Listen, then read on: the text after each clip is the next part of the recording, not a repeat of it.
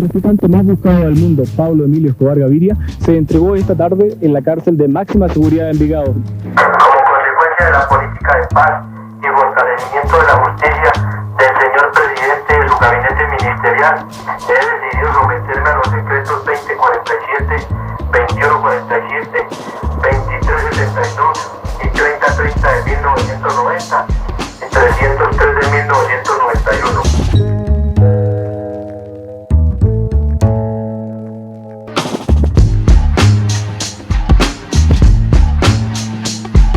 Habitaciones de lujo, oficinas decoradas con obras de arte, canchas de fútbol, un club nocturno e incluso una cámara de tortura. Estas eran solo algunas de las instalaciones de La Catedral, la prisión en la que estuvo recluido Pablo Escobar. Esta cárcel poco tiene que ver con cualquier otra instalación penitenciaria imaginable en el mundo. Construida según sus especificaciones, La Catedral era un reino donde Pablo Escobar era el absoluto monarca, rodeado por sus propias reglas, su gente y sus oscuros secretos. Desde este bastión, el capo narco no solo disfrutaba de lujos y comodidades inimaginables para cualquier otro recluso, sino que también continuaba operando su imperio criminal como si nunca hubiese sido capturado. Sin embargo, su estancia en este paraíso carcelario duró muy poco. En este video exploraremos cómo era realmente la catedral por dentro y cómo transcurrió la vida de Escobar en su prisión de cristal, ofreciendo un vistazo tanto a lo que fue como a lo que queda hoy de la opulenta cárcel de Pablo Escobar. Te habla Jorge Rojas.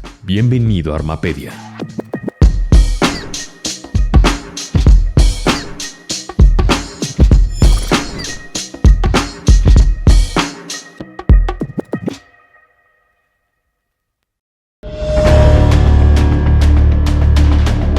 Antes de adentrarnos en los detalles de la catedral, es crucial entender cómo Pablo Escobar llegó a este lugar único. Verás, durante los años 80, el narcotráfico en Colombia alcanzó niveles sin precedentes. En un entorno marcado por violentos enfrentamientos entre capos y autoridades, fue Pablo Escobar quien transformó este negocio ilegal en una vasta industria multimillonaria. Él logró unificar a los diversos grupos criminales bajo un solo estandarte, el Cártel de Medellín. En esa época, Pablo Escobar ostentaba una riqueza y un poder enormes y estaba dispuesto a hacer lo necesario para mantener su supremacía. Ordenó el asesinato de jueces, periodistas, políticos y cientos de policías e incluso perpetró ataques indiscriminados contra civiles inocentes. Su mensaje era implacable: cualquier enfrentamiento con el Estado resultaría en violencia, y así fue. Pablo Escobar cumplió sus amenazas, sumiendo a Colombia en años de narcoterrorismo desenfrenado, con secuestros, atentados y bombas en las calles, dejando una época que aún resuena como un capítulo oscuro y doloroso para muchos colombianos. La intensidad de esta crisis llevó a Estados Unidos, uno de los principales mercados de la cocaína colombiana, a intervenir a finales de los 80s. Ante la incapacidad aparente del gobierno colombiano para controlar la situación, Washington presionó fuertemente por la extradición de Pablo Escobar, el mayor miedo del capo colombiano. En respuesta, Pablo Escobar desató una brutal campaña de terror, asesinando en abril de 1991 a figuras como el ex ministro de Justicia de Colombia, Enrique Lou Murtra, y secuestrando importantes personalidades públicas, obligando así al país a negociar bajo sus términos. El tratado de extradición viola la Constitución colombiana en 23 artículos, atenta contra los derechos humanos. Finalmente, logró su cometido. En junio de 1991, en un giro sorprendente, el gobierno colombiano prohibió la extradición de ciudadanos por constitución, y ese mismo día, Pablo Escobar se entregó a las autoridades buscando apaciguar la situación. A primera vista pareció una victoria para el Estado colombiano. La mayor amenaza criminal del país, Pablo Escobar, estaba bajo custodia. Él mismo había aceptado entregarse. Teóricamente, sería encerrado y su poder se desvanecería gradualmente, terminando así con el tiempo al Cártel de Medellín. Sin embargo, la realidad fue muy, pero que muy distinta. Pablo Escobar fue confinado, pero no en una cárcel común, sino en una de su propia creación, la cual diseñó, construyó y controló completamente. La denominó La Catedral, un nombre derivado de la calle en la que se ubicaba. Con el tiempo, los medios comenzaron a referirse a ella irónicamente como la cárcel de máxima comodidad. Ubicada en Envigado, en las afueras de Medellín, Medellín y situada en la cima de una montaña con vistas directas a la ciudad, la catedral fue oficialmente presentada como una prisión de máxima seguridad. En la práctica funcionaba como una fortaleza privada, construida en un terreno que casualmente también pertenecía a Escobar. Irónicamente, el lugar había albergado previamente un centro de rehabilitación para drogadictos. La elección de la ubicación de la prisión no fue casualidad. Pablo Escobar seleccionó esa montaña por varias razones. Los únicos accesos eran mediante caminos estrechos y empinados, dificultando cualquier intervención rápida por parte del ejército o la policía. Además, la elevación de la prisión le permitía monitorear continuamente los movimientos en el valle. Como si esto fuera poco, Pablo Escobar había crecido en esa zona y la conocía bastante bien, lo que le daba ventajas adicionales en caso de necesitar escapar. A pesar de todos estos detalles sospechosos, el gobierno del presidente César Gaviria aceptó el acuerdo. Pablo Escobar se entregaría voluntariamente, no sería extraditado y cumpliría su condena en la catedral, lejos de la vista del público, pero supuestamente bajo el control del Estado colombiano. Como veremos a continuación, por dentro, la catedral tenía poco en común con otras prisiones. Más bien, Pablo Escobar había construido un verdadero palacio de verano para su reclusión. Pasemos a conocer la habitación por habitación. Comencemos explorando el cuarto del jefe criminal, Pablo Escobar. Su espacio personal distaba mucho de ser una celda ordinaria, era más bien una suite de lujo. Dominaba la estancia una cama king size adornada con sábanas de fino lino egipcio que se cambiaban regularmente. Rodeando el lecho se exhibían pinturas de alto valor y muebles de roble finamente tallados. Detrás de la cabecera, una artística representación de la Virgen María en azulejos de cerámica azul proporcionaba un toque espiritual al ambiente. Este cuarto también servía como su oficina. Es crucial entender que, aunque Pablo Escobar se había entregado, esto no significaba el fin de sus operaciones criminales. Desde la catedral continuó dirigiendo cada aspecto de su cártel, organizando llamadas constantes y reuniones con otros líderes del narcotráfico de Medellín. Además, el cuarto incluía un amplio baño privado, lejos de las típicas duchas compartidas de una prisión común. Testimonios indican que Pablo Escobar estaba particularmente obsesionado con su imagen personal. Pasaba mucho tiempo frente al espejo, se afeitaba meticulosamente, se perfumaba, se pesaba diariamente y dedicaba unos 45 minutos al cepillado de sus dientes. Aunque las habitaciones de sus sicarios y aliados también detenidos allí no alcanzaban el nivel de lujo de la suite del jefe, igualmente eran espacios privados y amplios. Estaban bien decorados, con camas grandes, muebles de madera y televisores. La mayoría de estas habitaciones incluso tenían un retrato de Pablo Escobar colgado en la pared, casi como un icono religioso.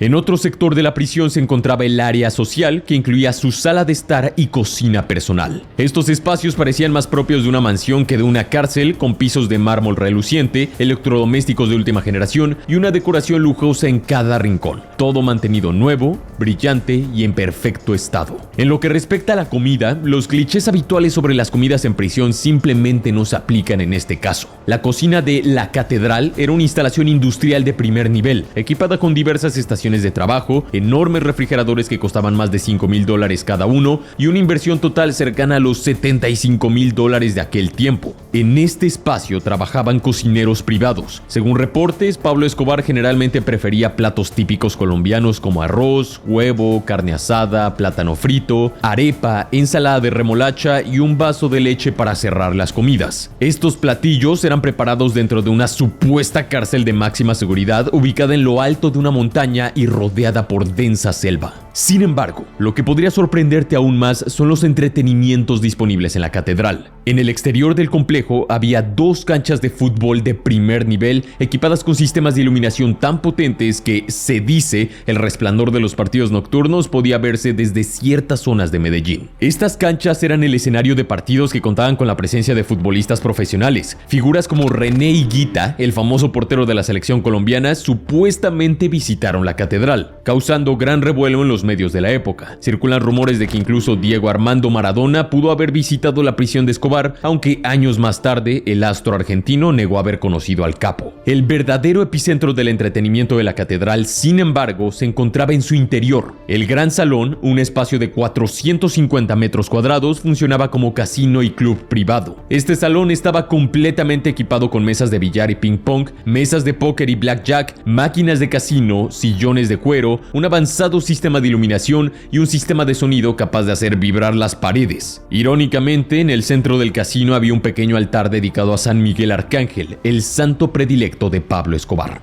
El mismo abogado de Pablo Escobar, Gustavo Salazar Pineda, describió la catedral de esta manera con Jordi Wild. La catedral fue ante todo para mí, una réplica de lo que son los harenes musulmanes. Es una locura lo que era allí en la catedral. Las niñas que iban, las fiestas que hacían, cómo entrar a una cosa, porque yo no quería ir a la catedral, porque subir a la catedral implicaba una cosa que para mí era degradante. Tenía que la gente acostarse en un camión de doble fondo, porque allí todo el que entraba era clandestino. Ciertamente, una cárcel en la cima de una montaña selvática podría no parecer el lugar ideal para un club nocturno, pero las fiestas en el gran salón de la catedral eran frecuentes y desenfrenadas. Sicarios, capos, futbolistas y aliados del narco se mezclaban con mujeres hermosas traídas específicamente para animar las veladas. Esto en un ambiente saturado de alcohol y drogas sin restricciones. Aunque Pablo Escobar era conocido por su afición a las fiestas y los excesos, no dejaba de ser un hombre de familia. En su nueva residencia quería tener a su familia cerca, por lo que compró una casa en la ladera de la montaña a pocos minutos de la prisión. Incluso instaló un telescopio en la ventana de su habitación para observar a su esposa María y a sus hijos Juan Pablo y Manuela en cualquier momento. Como imaginarás, las visitas familiares eran habituales, lo que llevó a Pablo Escobar a crear espacios pensados para ellos dentro de la prisión. Más allá de las canchas de fútbol y el casino, instaló una habitación especial para su hija menor, equipada con una casita de muñecas a escala real junto a su cuarto. Un detalle tierno, pero inquietante, considerando que a solo varios metros de allí se tomaban decisiones que afectaban y costaban vidas colombianas. Sin embargo, la casita de muñecas estaba lejos de ser el lugar más sombrío de la catedral. Pablo Escobar, incapaz de separar completamente su vida familiar de sus negocios criminales, tenía en el complejo un cuarto apartado para la parte más oscura de su imperio: la cámara de interrogatorios y tortura. En este espacio, desprovisto de cualquier lujo, tenía paredes desnudas y sin ventanas, iluminado solo por una luz fría y tenue. Era un lugar austero y crudo donde la estética de la mansión desaparecía completamente. No figuraba en ningún plano oficial, pero todos los que residían en la catedral sabían de su existencia. Aquí, Escobar resolvía traiciones, desacuerdos y deslealtades mediante tortura y asesinato. Teniendo en cuenta todo esto, no es sorprendente que el gobierno colombiano intentara mantener en secreto los detalles de esta prisión. Para que un lugar como la catedral funcionara como lo hacía, no bastaban muros altos y puertas cerradas. Era necesaria una amplia red de complicidad y corrupción, evidenciada cuando se descubrió que la gran mayoría del personal que custodiaba el penal estaba directamente en la nómina de Escobar, funcionando efectivamente como sus empleados. En los alrededores, la seguridad de la catedral quedaba en manos de la policía militar colombiana y, según Popeye, eran unos 140 soldados por turno que supuestamente debían vigilar el perímetro para evitar cualquier intento de fuga. Sin embargo, muchos de estos también recibían sobornos del narco para hacer la vista gorda e incluso colaborar con él. A esta altura podrías preguntarte por qué Pablo Escobar querría escapar de una prisión que él mismo había diseñado. Encerrarse allí había sido una estrategia brillante. Le permitía reducir la presión política, evitar la extradición a los Estados Unidos y continuar dirigiendo su imperio criminal sin tener que mirar constantemente sobre su hombro. Era el refugio perfecto, rodeado de sus hombres y su familia, con la seguridad de altos muros y la complicidad estatal y militar. La catedral no era una cárcel, sino la fortaleza perfecta. Sin embargo, fue el propio Pablo Escobar quien perturbó esta situación idílica. Todo comenzó a mediados de 1992, cuando exigió a sus socios más cercanos una cuota semanal exorbitante de unos $500,000. Dos de sus hombres clave y socios, Fernando Galeano Berrio y Gerardo Moncada Cuartas, se negaron a pagar como lo pedía Escobar. La tensión, los rumores de traición y las acusaciones de robo escalaron hasta que Escobar los convocó a la catedral, donde los ejecutó dentro. Escobar da la orden y entonces matamos a Kiko y a Galeano, los descuartizamos y los quemamos con la madera que había ahí. Ese día quemamos el cartel de Medellín. Este brutal acto marcó el punto de quiebre. Los familiares de las víctimas se pronunciaron y la noticia llegó al gobierno y presidente colombiano, generando un escándalo que era imposible de ocultar. El gobierno colombiano ya no podía seguir fingiendo que Escobar estaba detenido y bajo control efectivo. Presionado por la opinión pública, el gobierno colombiano decidió trasladar al narco a una prisión común, pero Pablo Escobar prefería morir antes que vivir confinado tratado como un prisionero común. Escobar se enteró casi inmediatamente de esta decisión gracias a su red de informantes dentro de la estructura estatal. Confirmó sus sospechas secuestrando e interrogando a los funcionarios encargados de coordinar el cambio de guardia en la prisión. El 22 de julio de 1992, un contingente militar de la Brigada 4 de Antioquia, al mando del general Jaime Ruiz Barrera, también junto con agentes de la DEA, avanzaron por el estrecho camino montañoso hacia la catedral con el objetivo de capturar y trasladar a Pablo Escobar. Junto a 12 de sus hombres, Pablo Escobar aprovechó la oscuridad y la densa niebla que cubría la montaña para escapar. Rompieron uno de los muros traseros de la prisión, construido con 4 ladrillos falsos unidos con yeso y diseñado específicamente para romperlo de inmediato y hacer un escape rápido.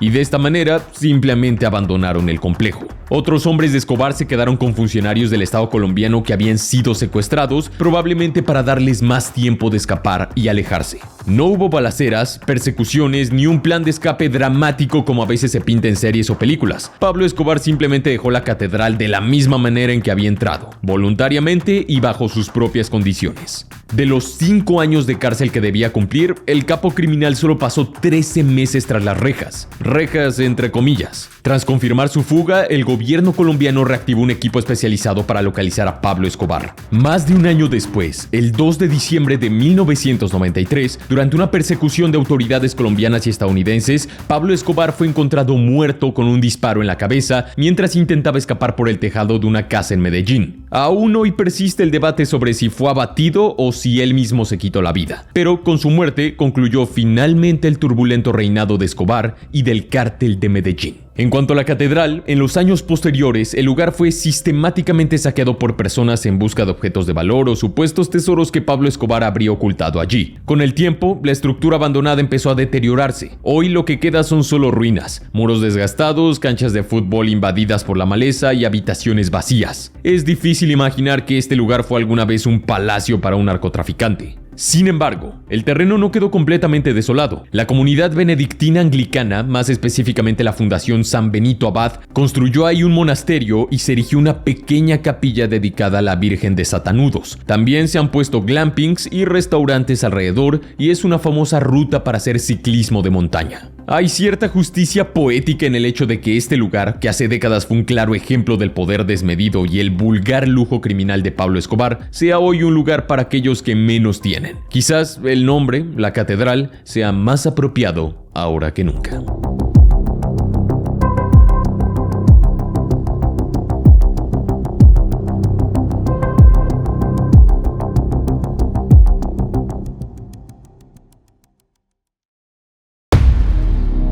Eso ha sido todo. Si quieres apoyar al canal, considera adquirir una membresía. Puedes ver las opciones disponibles haciendo clic al botón que dice unirse, el cual se encuentra justo debajo de este video. Tu apoyo es completamente opcional, pero lo agradezco bastante. Sin más por el momento, mi nombre es Jorge Rojas, esto es Armapedia y te deseo un excelente día.